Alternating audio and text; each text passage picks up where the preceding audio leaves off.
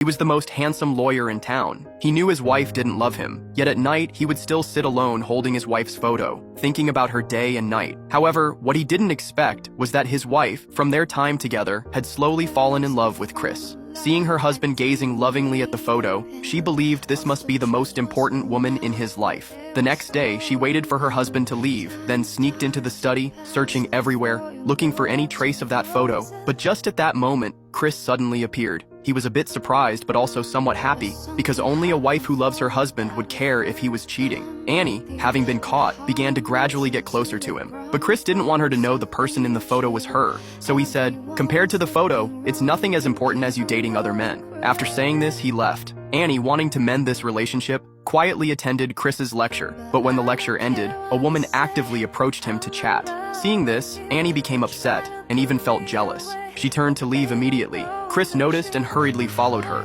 After catching up with Annie, Chris asked, "What made you come to my lecture? I thought you weren't interested in this." Unexpectedly, Annie confessed her feelings right there. Chris was overjoyed. Today was also their 1-month wedding anniversary. After returning from the lecture, Annie went to the bedroom and changed into her most beautiful nightgown. She even asked the housekeeper to prepare a lavish lunch. She picked some beautiful roses from the garden. All these actions proved that Annie was ready. When Chris returned, she happily reminded him about today's anniversary. When her lips gently brushed against Chris's cheek, it seemed like everything was proceeding naturally. Annie hurriedly ran back to the bedroom and posed beautifully. But Chris didn't understand Annie's intentions and simply said at the doorway, "I'm going to work." Annie was stunned, extremely angry.